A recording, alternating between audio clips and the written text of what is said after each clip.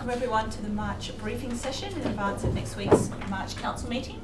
I'd just like to firstly acknowledge the traditional owners of the land on which the town of Bassendean is founded, the Wajak people of the Noongar Nation, and to say that we honour the Noongar people and to pay our respects to their elders past, present and future. Before we start, as always, I want to remind everyone that tonight's session is recorded and is live streamed on the internet, so welcome to anyone who is listening to this from home. And moving on to item 2, attendances and apologies. So we've got an apology from Bob Brown, who is on a leave of absence, and Ken Lapham, who is the Acting Director of Corporate Services. I think that is all this evening. There are no deputations. Are there any declarations of interest from councillors? No. There are no members of the public present, so there will be no addresses at this point in time. Sorry. Yes. I'm a social member of the Bowls Club as it relates to another front item 6.5. Item 6.5. Okay, so impartiality, interest. Okay. Now, councillors, on the agenda we have a confidential item at point 8, which is the service review. As we've got no members of the public here, how would people feel about us dealing with that item first, as we have Cam Ansell and Mona, I believe, here as well? Mona will be attending, she's yet to arrive. Okay, so we start working through, and then when Mona arrives, maybe we can come back to this item? Or? Yes, see if that's okay.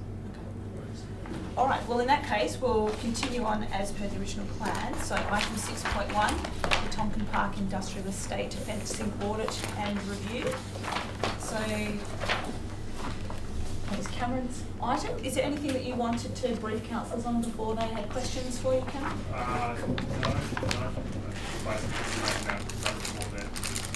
In that case, are there questions from councillors on this item? Yeah, so obviously with kind of putting aside the 2 metre setback, do you see any issues with that, or? In terms of what it means? Yeah, I guess I'm just trying to understand why it was put in place in the first instance, and you know, what are the ramifications of removing it. So if there was any kind of functional rationale, or if it was just arbitrary, I guess. I think it was an aesthetic, the logic behind having it in the policy was the aesthetic outcome. In my report I referenced that there was a change in 2012 to the policy. Yep. So basically, it previously was that you could have a fence on that front boundary. Yep. Changes in 2012 brought it back. This is effectively bringing it back in line with what it was back in. Yeah. Okay. Yeah. It was my understanding was basically an aesthetic thing, aesthetic provision of the policy to do with the landscaping strip forward of the buildings. Sure. Okay. Thank you. In addition to it being an aesthetic consideration, did it have anything to do with providing deep root zones for future tree planting? I don't believe so, Brian. So would the change that's proposed in the report have an impact on our ability to plant trees in that area? I would say no. The issue was just getting this kind of low landscaping bushes in front of the 2 metre landscaping strip.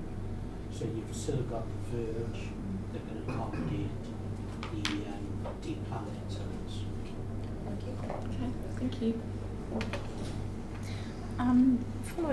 Following on from that, I know that we have a proposal further on for 6.3 tree retention on development sites. Now, obviously, this is dealing with existing sites.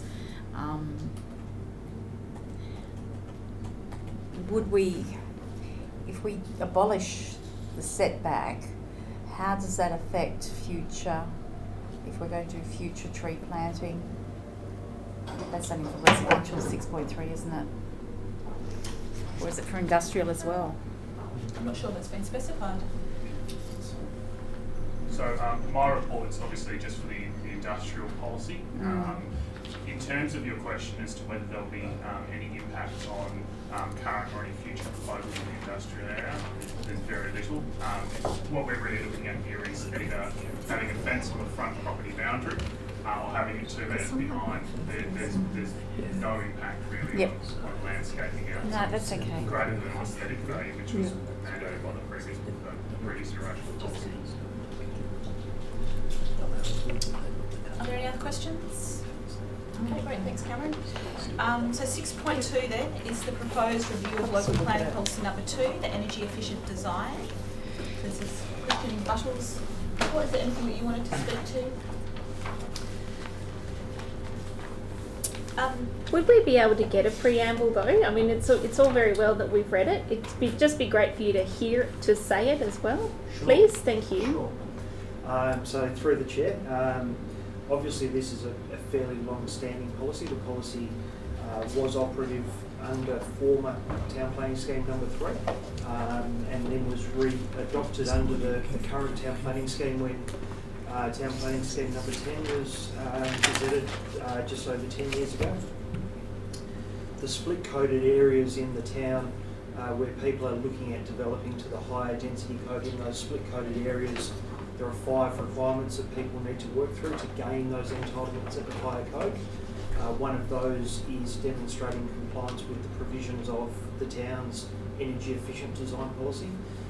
What the policy does is that it promotes passive solar design principles. So in terms of the layout of the dwellings, the location of outdoor living areas and the like, they're the types of principles that are set down by the policy. So north-facing living areas and north-facing courtyards, minimising glazing on east and west-facing walls of the house to prevent heat load from the afternoon sun. Bedrooms generally located on the southern side of the dwelling with smaller openings so that you're not suffering heat loss from those openings and those types of rooms. There's been queries that have been raised by councillors, I know, in relation to the policy in the past, and it's a policy that does require that we get into some fairly detailed discussions with applicants during assessment processes for those types of applications, because it is a policy that is unique to the town of Bassendean. It's not a standard R code type requirement. So one of the things that has been considered is are we keeping up to pace with contemporary ideas and thoughts in terms of what is perhaps the most progressive thinking at other more cutting-edge councils, if you like. And in that respect, there certainly has been discussion about the star rating that is set down for building designs that is generally applied through the building permit process. And we've looked at some of the provisions that apply particularly at the City of Fremantle and the City of Kalamunda, where there are similar split-coded areas, and instead of the passive solar design principles and that approach being the benchmark that is set down to gain the development entitlements at the higher density code, they've taken an alternative approach of setting a higher star rating than ordinarily is mandated, and in addition to that, they've also introduced other requirements such as PV systems and water tanks as well. So in terms of looking at a current policy review, what we've thought is in terms of being able to get something up to council quite quickly, and in terms of being able to deal with something in the most efficient way, the current policy really is focused on those passive solar design principles. So we've looked to retain that approach and that option for people to go down, but we've also looked to introduce the alternative as well. So that's basically what we've presented in front of you tonight. So Christian, can I just clarify? So this obviously was something we were trying to put to council quickly, so we could have something in place that reflected the thinking of council. Do you see this as an interim sort of step in the process with a longer term solution that's maybe more fleshed out, or what's your thinking? Yeah, I did pick up just before coming over to the meeting tonight. I picked up a message on my phone from Peter in relation to a brief chat that I think she had with you.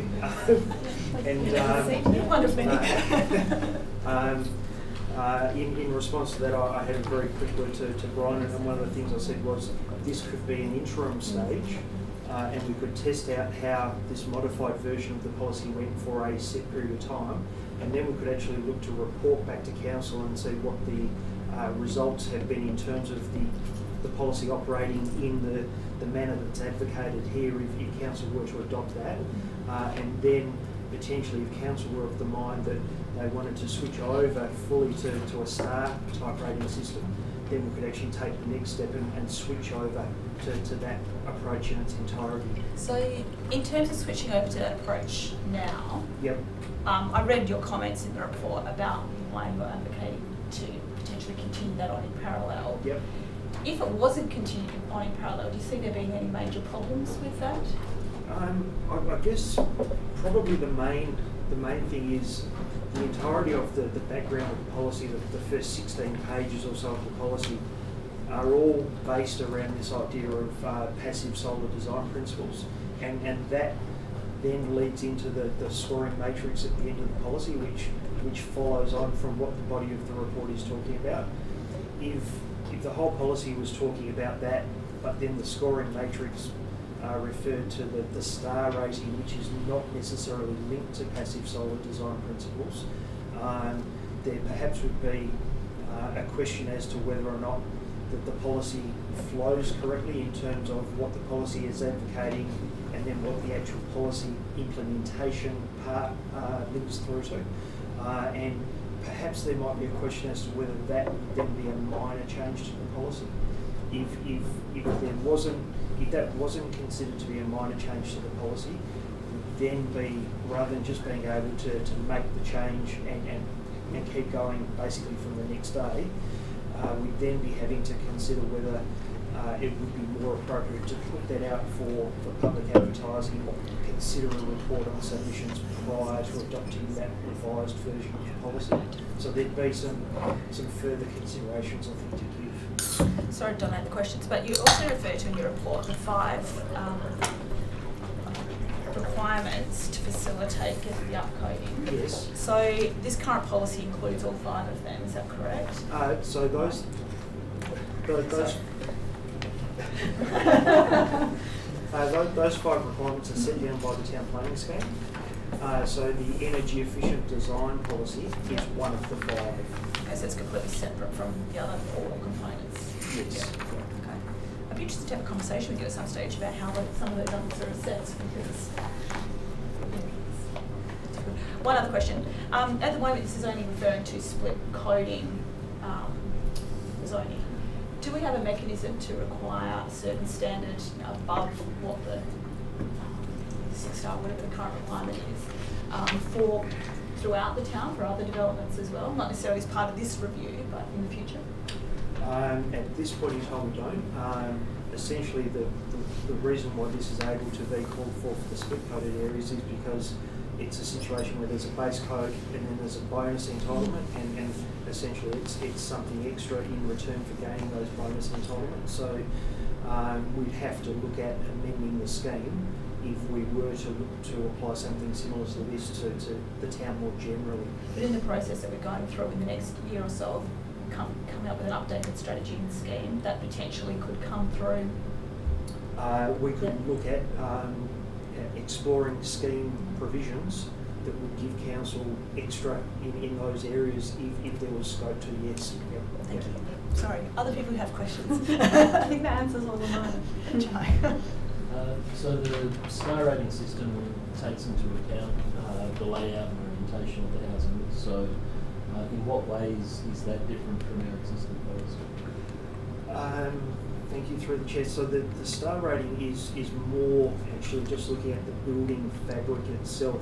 It certainly does take into consideration the orientation of openings and the like, but it is more focused on building materials, insulation. It's potentially more looking at things such as the air tightness of the building, as opposed to what the policy is looking for, which is cross ventilation. It does cover different aspects than what we consider from the policy, and it doesn't, for example, get into looking at where a building's outdoor areas are located. They're matters that are not covered by that building legislation at all. Just comment, it seems to me if it's a good passive solar design, then you should be able to run that building without air conditioning. You know, it should be moderate the temperature through the design, so you don't need heating and you don't need air conditioning. And I think the plan is to say that's a noble thing to state. Council can take a different view. Sorry, I'm not clear on what the benefits are for the increased zoning. Could you just, what is the carrot that we're dangling for people here? Thank you, through the chair. So essentially the best example is the avenues north of the line. They're split coded R20/R40. At the base R20 density code, the standard quarter-acre block is a duplex block. If people gain development entitlements at the higher R40 density code, in terms of group dwellings, it allows 4 group dwellings to be constructed in lieu of 2 group dwellings. And if people look to build apartments, it generally means that they're building 8 apartments rather than the 2 group dwellings. Okay, and given we're talking about infrastructure design, would it be appropriate to include space for a battery in this kind of a policy, or would that be included in the star rating? Is that in any kind of policy? Thank you, through the chair. I know in the draft version of the new apartment code that is coming in a couple of months, there was some reference to battery charging stations for apartment buildings. No, sorry, I don't. I mean space Storage. for a solar battery. In terms of both options that are given, solar PV systems are given as options in both. So if those systems are provided, there would have to be the space provided on site for those associated battery systems, or you're talking above and beyond? No, I'm just talking about battery. Is that a requirement? Just batteries? Just a battery. It's not listed. No. It's not listed. So would it be appropriate to include it into our policy, or wait until down the track when we consider something like a star rating and add it on then? Could we include it now? It could be included now. So if there was a desire to see an opportunity for points to be given under the current matrix for a battery to be provided, there could be points allocated to a facility like that. Can I just be clear then, sorry, do these require the solar installation? So in terms of the 2 options that are provided, option 1 that follows the current model, yeah. There's a need for an applicant to gain 70 points out of an available 100 points. Yeah. With one of the criteria that is available to gain points, 15 points are recommended to be available for the provision of a solar PV system. Provision, what does that mean? Well, that forms part of the building design. Okay. So not the actual installation of. Well, and the installation would need to follow as well. Right. The installation would need to occur, but it's not mandated under that approach. So if an applicant could gain their 70 points without incorporating a solar PV system, then that doesn't necessarily have to occur with that approach.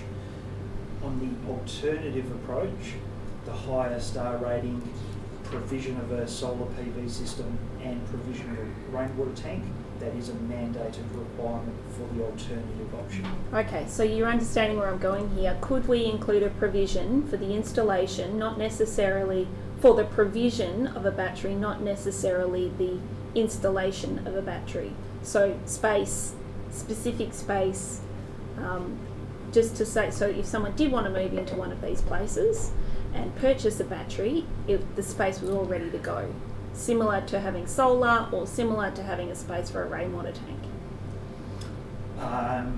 That's something that certainly could be looked at in terms of how much space is required and what needs to be incorporated into a design. I must say, off the top of my head, I don't know what the design implications are. All right, so the short answer is it might be something worth exploring later and not in this. It could be looked at now. Yeah. It could be looked at now. If you want some comment to be included into the report before it comes up to council next week, we can look to do some additional research, add some extra comment into the report to cover that matter if like to see. If it doesn't take too much time, that would be wonderful.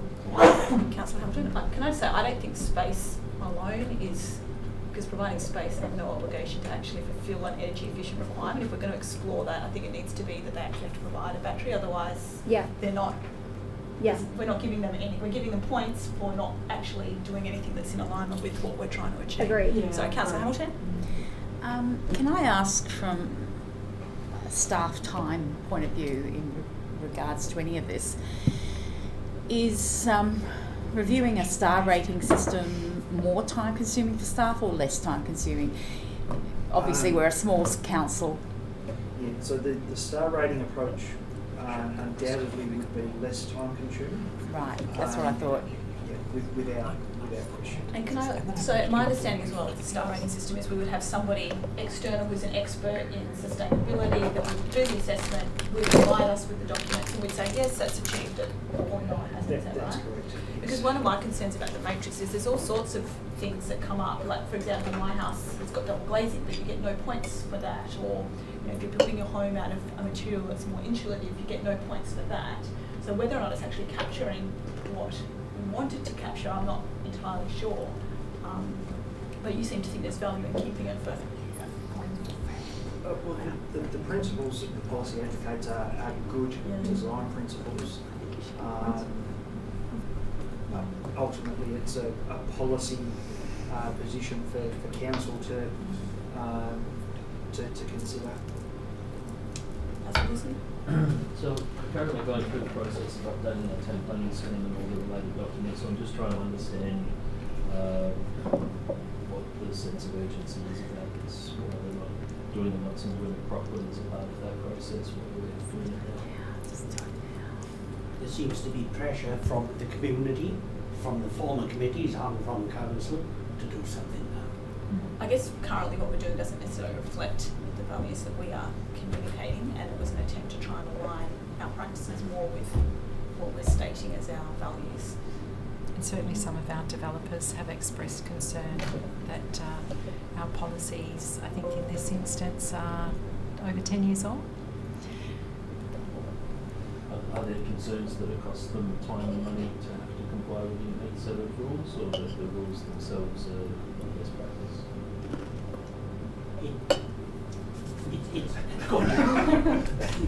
Through the chair, I think one of the questions that does arise on an ongoing basis is whether or not true value is achieved through the design outcomes that do result from the policy. And perhaps that's the type of comment that the Mayor made in relation to in relation to some of the comments that were just made. Ideally, for the policy to be implemented in its truest sense, there would be much more space around buildings than what there are. So when you start to get buildings being developed on 200 square metre sites, very close to adjoining buildings, it does become very, very difficult to actually truly achieve the passive design principles that are advocated. So there is a question as to whether or not we're really achieving good outcomes from what we're getting on the ground, linked to the policy as it's framed at the moment. Is that not the whole principle of solid passive design, is that you don't constrain blocks and you don't constrain development in such a way that you get outcomes? Through the chair, in theory yes, but in practice it's not always the case. So for example, with respect to overshadowing, a development automatically has the entitlement to cast a shadow of 25% of the adjoining site area, sometimes more than 25% of the adjoining site area. If an applicant fits within those as of right entitlements, we can't dictate where that shadow is cast. So it might be the case, for example, that a new building that's been constructed does very bad things to the house next door in terms of impacting how it works from a passive solar design perspective, but we can't do anything about it. So that's a function of the archives beyond our control? Yes. Yeah.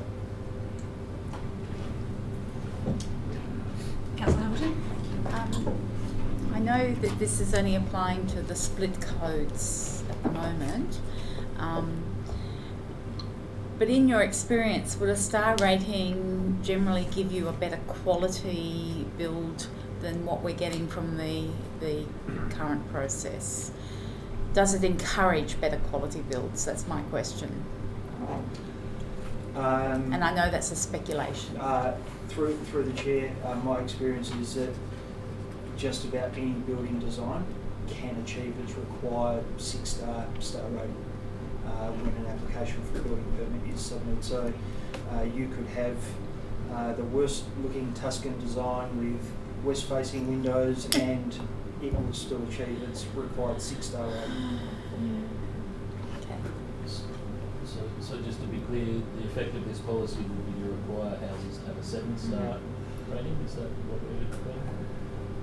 Through the chair, so the requirements at the moment is that detached houses require a 6-star rating under the building code. The requirement for apartment units is that a minimum 5-star is required with an average of 6 stars across the development. The policy as it's framed would require a minimum 7-star rating for any dwelling. So the minimum star rating would be 7 stars for a single house, a group dwelling or an apartment type dwelling. How many people take up the incentive to do it? How many developers? Everyone that you see with 8 lots. Through the chair, so anybody that develops to the higher density code at the moment is basically having to have met the requirements under the scheme as they apply at the moment. So any of the properties that are developed with more than 2 dwellings essentially are seen to have worked through successfully, achieving the 5 requirements that are set down under the scheme. Great. Any further questions? Yes. I've always been curious, why historically, what was the reasoning behind requiring street frontage for 2 parallel blocks rather than a front and back development? It was the view of a previous council that it was a better design outcome in terms of streetscape, rather than this Australian obsession with living in somebody else's backyard. Having a narrow block with no room for trees being preferable, presumably. That was the view at the time. I do have one more question because Jazz just reminded me. When you've got 2 parallel driveways going into 2 Battlex blocks at the back, is there any possibility within our planning just to have one shared driveway so you can plant trees rather than having 2 driveways next to each other? Through the chair, not if the 2 driveways are on 2 separate adjoining development sites, but under the development that occurs at the moment, it's quite commonly the case that if there is Battlex type development, that the front house has its own separate driveway and the back dwelling or dwellings have their own separate driveway. So it's quite commonly the case that there are 2 driveways for development sites where there are 2 or more dwellings. Some councils have started to move towards a requirement that driveways be limited to 1. So the City of Belmont have requirements to that effect. I've heard that the City of Bayswater are moving or have recently moved to that approach as well. So rather than having, for example, a 5-metre wide driveway serving a front house and a second 3-metre wide driveway serving units at the back, the entirety of the development site is served by just one single width driveway. So that's certainly something that the town could look to do in terms of its town planning rules moving into the future, and that would obviously lessen the amount of driveways and driveway paving within the streetscape and open up more verge area for verge tree planting and the like. But we wouldn't be able to do it if they were on 2 separate titles. If the dwellings that we're looking at were on 2 separate titles, no, you would not be able to do that because you wouldn't have the ability to traverse the adjoining property. Okay, thank you very much, Christian. If everyone's done, we might move on to item 8, which is the confidential service review of seniors and disabilities. So is everyone happy to do that at this point in time? So Graham, would you mind turning off the recording? And I'll invite Cam and Daniel to come, and Mona's here as well, to brief us on the seniors report.